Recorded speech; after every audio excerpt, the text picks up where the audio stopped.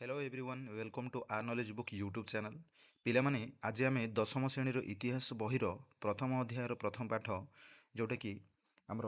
भारतीय जातीय आंदोलन में गांधीजी आविर्भाव विषय पढ़ा पिलामाने एठारे आम पढ़ा महात्मा गांधी विषय दक्षिण आफ्रिकार भारतीय मानकर अवस्था दक्षिण आफ्रिकार गांधीजी किसी पदक्षेप भारत को प्रत्यागमन आंचलिक आंदोलन जातीय आंदोलन शेष में जालियानवाला बाग हत्याकांड विषय पढ़ा चलतु पिलामाने प्रथमे आम महात्मा गांधी विषय पढ़ा हेले महात्मा गांधी पूरा नाम कौन महात्मा गांधी पूरा नाम थिला मोहनदास करमचंद गांधी बापा नाम करमचंद गांधी आ माँ नाम थिला पुतली बाई 1859 ख्रीष्टाब्द अक्टोबर मास 2 तारिख में महात्मा गांधी गुजरात पोरबंदर ठारे जन्मग्रहण करते 1882 ख्रीष्टाब्द से बह करते कस्तूरबा को हेले कस्तूरबा को श्रद्धार समस्ते बा बोली संबोधन करुले 1888 अक्टोबर मसरे बारिस्टर पढ़ाई महात्मा गांधी इंग्लैंड को जाते क्यों जाते इंग्लैंड को 1891 जून मसरे आईन शिक्षा समाप्ति करी भारत को से फेरी बॉम्बे रे आईन व्यवसाय करते 1891 मसीहा माने 91 मसीहा जून मसरे से आईन शिक्षा समाप्ति करिया परे भारत को फेरी से बॉम्बे ठारे आईन व्यवसाय माने गोटे वकील भाव में आईन व्यवसाय करते दादा अब्दुल्ला नामक जड़े भारतीय मुसलमान व्यवसायी वकील रूप से ये देख पिला माने कहार मुसलमान माने क्यों मुसलमान व्यवसायी वकील रूप से जो दादा अब्दुल्ला नामक माने मुसलमान व्यवसायी वकील रूप से कौन करते एक मकदमा को लड़िया बोली से दक्षिण आफ्रिकार नाटाल नामक स्थान को जाइए क्यों नामक स्थान को नाटाल नामक स्थान को जाइए एबे देखिबा दक्षिण आफ्रिकार भारतीय मानकर अवस्था केमिति थिला हेले दक्षिण आफ्रिकार भारतीय मानक व्यवसायी बणिक जहाज आउ जहाज मालिक मानक श्वेतांग माने जति हम भारतीय लोक माने व्यवसायी काम बणिक आउ जहाज मालिक जति रही से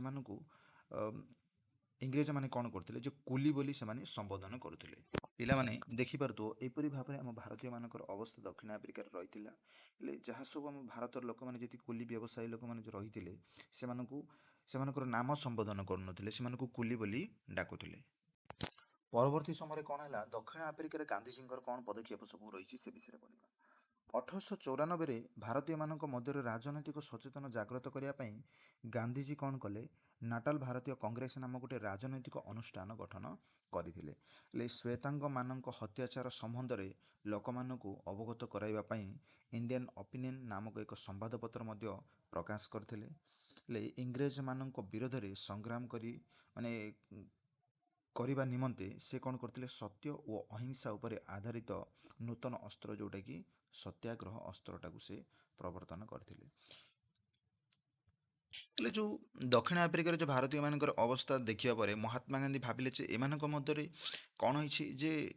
जाग्र माने सेमानक मध्यरे एकता नहीं तेणुकरी सेमानंकु राजनैतिक सचेतन करने गांधीजी कौन करते जो नाटाल भारतीय कांग्रेस मध्य से राजनैतिक अनुष्ठान गठन करते आउ कौन करते जे से लोक मानंकु अवगत कराया गोटे इंडियन ओपिनियन नाम गोटे संवादपत्र प्रकाश करते इंग्रेज मानक विरोध में संग्राम करने निमंते से सत्य अहिंसा उपर आधारित कर सत्याग्रहर प्रवर्तन करते 1906 ख्रीष्टाब्द दक्षिण आफ्रिका सरकार एक आईन प्रणयन करी समस्त भारतीय मानक निजर अंगुली छाप थिबा प्रमाणपत्र को सबुबले निज पाखरे रखापी बाध्य कले 1906 ख्रीष्टाब्द कौन कले गोटे आईनटा तैयारी कले दक्षिण आफ्रिकार कौन जे भारतीय माने समस्ते कौन करेंगे निजर अंगुली छाप माने निजर फिंगर प्रिंटा जमी रही से हिसाब से गोटे प्रमाणपत्रटा सब बेले निज पाखे रखी से माने निज पाखे रखा पड़ो जदि से निज पाखे जब अंगुली छाप प्रमाणपत्र जब रखेनि ताहले से किसी दंड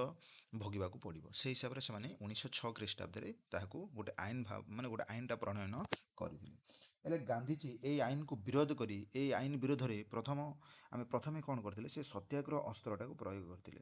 पिला कौन कले जे जिते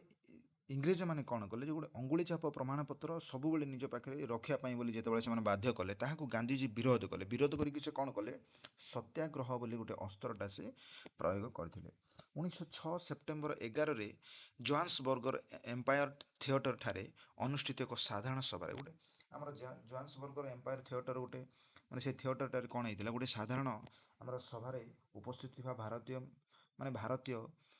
यही कला आईन को एक अमान्य करने माने यही कला आईन को अमान्य करने ମାନେ ସଂକଳ୍ପ ନେଇଥିଲେ। ଆମର ଯେଉଁ ଜୋହାନ୍ସବର୍ଗ ଥିଏଟରଟାରେ ଯେତେବେଳେ ଗୋଟେ ମାନେ ଅନୁଷ୍ଠିତ ଗୋଟେ ସାଧାରଣ ସଭା ହେଇଥିଲା, ସେ ସାଧାରଣ ସଭାରେ ସେମାନେ ନିଷ୍ପତ୍ତି ନେଲେ ଯେ କ'ଣ ଏଇ କଳା ଆଇନଟାକୁ ସେମାନେ ଅମାନ୍ୟ କରିବା ପାଇଁ ଗୋଟେ ସେମାନେ ସଂକଳ୍ପ ନେଇଥିଲେ। ହେଲେ ଗାନ୍ଧିଜୀଙ୍କୁ ଜୋହାନ୍ସବର୍ଗର କାରାଗାରରେ ବନ୍ଦୀ କରାଗଲା। ସେହି ସମୟରେ କ'ଣ ହେଲା, ଇଂରେଜମାନେ ଏଇ ବିଷୟରେ ସୂଚନା ପାଇ ସେହି ସମୟରେ ମାନେ ଲିଡର ହିସାବରେ ଯେହେତୁ ମହାତ୍ମା ଗାନ୍ଧୀ ଅଛନ୍ତି, ତେଣୁକରି ମହାତ୍ମା ଗାନ୍ଧୀଙ୍କୁ ସେମାନେ ବନ୍ଦୀ କରି ରଖିଥିଲେ। ସେତେବେଳେ ହିଁ ଆମର ସତ୍ୟାଗ୍ରହ ନୀତିଟା ସଫଳ ହୋଇଥିଲା। 1908 ଅଗଷ୍ଟରେ ଅନେକ ଭାରତୀୟ ନାଟାଲ ଛାଡ଼ି ପଳାୟନ କରୁଥିବା ସମୟରେ କ'ଣ ହେଇଥିଲା, ଇଂରେଜମାନଙ୍କ ଦ୍ୱାରା ଗିରଫ ହୋଇଥିଲେ। ଯେଉଁ 1908 ମସିହାରେ କ'ଣ କରିଥିଲେ, କିଛି ଭାରତୀୟ ଲୋକମାନେ ସେ ନାଟାଲ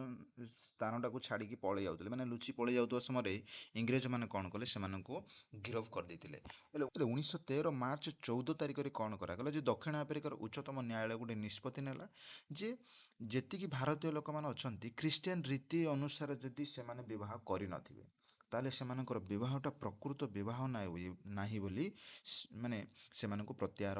କରାଯିବ ବୋଲି ଗୋଟେ ନିୟମଟା ସେମାନେ ବାହାର କରିଥିଲେ। ଏହି ବିରୋଧରେ ସଂଗଠିତ ଆନ୍ଦୋଳନ ଦକ୍ଷିଣ ଆଫ୍ରିକାରେ ଗାନ୍ଧିଜୀଙ୍କର ଶେଷ ଆନ୍ଦୋଳନ ଥିଲା। କେଉଁ ଆନ୍ଦୋଳନ? ଯେ ଖ୍ରୀଷ୍ଟିଆନ ରୀତି ଅନୁସାରେ ଯେଉଁମାନେ ବାହା ହେବେ ସେଇଟା ହିଁ ପ୍ରକୃତ ବାହା ହେବା, ଆଉ ଯଦି ଖ୍ରୀଷ୍ଟିଆନ ରୀତି ଅନୁସାରେ ଯେଉଁମାନେ ମାନେ ହେବେ ନାହିଁ, ତାହେଲେ ସେଇ ବିବାହଟା ପ୍ରକୃତ ବିବାହ ନାହିଁ ବୋଲି ସେ ଇଂରେଜମାନେ ତାକୁ ଗୋଟେ ନିୟମଟା ବାହାର କରିଥିଲେ। ସେଇ ନିୟମ ବିରୋଧରେ ଗାନ୍ଧିଜୀଙ୍କର ଥିଲା ଦକ୍ଷିଣ ଆଫ୍ରିକାରେ ଶେଷ ଆନ୍ଦୋଳନ। ଏବେ ଆମେ ପଢ଼ିବା ମହାତ୍ମା ଗାନ୍ଧୀଙ୍କର ଭାରତକୁ ପ୍ରତ୍ୟାଗମନ ପରେ କ'ଣ ହେଲା। ହେଲେ 1915 ଜାନୁଆରୀ 19 ତାରିଖରେ ଗାନ୍ଧିଜୀ ଭାରତକୁ ଫେରିଲେ। ହେଲେ ଗାନ୍ଧିଜୀଙ୍କର ରାଜନୈତିକ ଗୁରୁ ସେତେବେଳେ ରହିଥିଲେ ଗୋପାଳ କୃଷ୍ଣ ଗୋଖଲେ। ହେଲେ ରବୀନ୍ଦ୍ରନାଥ ଠାକୁର ମହାତ୍ମା ଗାନ୍ଧୀଙ୍କୁ ମହାତ୍ମାର ଆଖ୍ୟା ମଧ୍ୟ ଦେଇଥିଲେ। ହେଲେ 1916 ଖ୍ରୀଷ୍ଟାବ୍ଦରେ ଅହମ୍ମଦାବାଦ ନିକଟରେ ସାବରମତୀ ନଦୀ କୂଳରେ ଏକ ଆଶ୍ରମ ପ୍ରତିଷ୍ଠା କରିଥିଲେ, ଯେଉଁ ଦେଶବାସୀଙ୍କୁ ସତ୍ୟ ଓ ଅହିଂସାର ପଥ ପ୍ରଦର୍ଶନ କରିଥିଲେ। ଏଇ ଯେଉଁ ସାବରମତୀ ନଦୀ କୂଳରେ ଗୋଟେ ଆଶ୍ରମ ପ୍ରତିଷ୍ଠା କରି ଗାନ୍ଧିଜୀ କ'ଣ କରିଥିଲେ, ଯେ ଦେଶବାସୀଙ୍କୁ ସତ୍ୟ ଅହିଂସାର ପଥ ପ୍ରଦର୍ଶନ କରିଥିଲେ। ଗାନ୍ଧିଜୀଙ୍କ ମତରେ ସତ୍ୟାଗ୍ରହର ଅର୍ଥ ହେଉଛି ସତ୍ୟ ପ୍ରତି ଆଗ୍ରହ ଓ ଏକ ଶାନ୍ତିପୂର୍ଣ୍ଣ ଆନ୍ଦୋଳନ। 1917ରେ ଇଂରେଜ ଉପନିବେଶ ଗୁଡ଼ିକ ପାଇଁ ଭାରତୀୟମାନଙ୍କୁ ଯେଉଁ ନିଯୁକ୍ତି ଦିଆଯାଉଥିଲା, ତାହାକୁ ବନ୍ଦ ନ କଲେ ସରକାରଙ୍କ ବିରୋଧରେ ସତ୍ୟାଗ୍ରହ ଆରମ୍ଭ କରିବା ପାଇଁ ଗାନ୍ଧିଜୀ କ'ଣ କରିଥିଲେ, ଧମକ ଦେଇଥିଲେ। ଆଉ ସେଇ ଧମକ ଦେବା ପରେ ଏଇ ନିଯୁକ୍ତି ବନ୍ଦ କରିବାରେ ସେ ସଫଳ ମଧ୍ୟ ହୋଇଥିଲେ। କେଉଁ ନିଯୁକ୍ତିକୁ ସେ ବନ୍ଦ କରିଥିଲେ, ଯେ ଇଂରେଜ ଉପନିବେଶ ଗୁଡ଼ିକ ପାଇଁ ଭାରତୀୟମାନଙ୍କୁ ଯେଉଁ ନିଯୁକ୍ତି ଦିଆଯାଉଥିଲା, ସେଇ ନିଯୁକ୍ତିକୁ ବନ୍ଦ କରିବାରେ ସଫଳ ହୋଇଥିଲେ 1917 ମସିହାରେ ମହାତ୍ମା ଗାନ୍ଧୀ। ଭିଡ଼ିଓଟିକୁ ଶେଷ ପର୍ଯ୍ୟନ୍ତ ଦେଖିଥିବାରୁ ଆପଣମାନଙ୍କୁ ଧନ୍ୟବାଦ। ଆମେ ନେକ୍ସଟ କ୍ଲାସ୍ରେ ଆଞ୍ଚଳିକ ଆନ୍ଦୋଳନ, ଜାତୀୟ ଆନ୍ଦୋଳନ,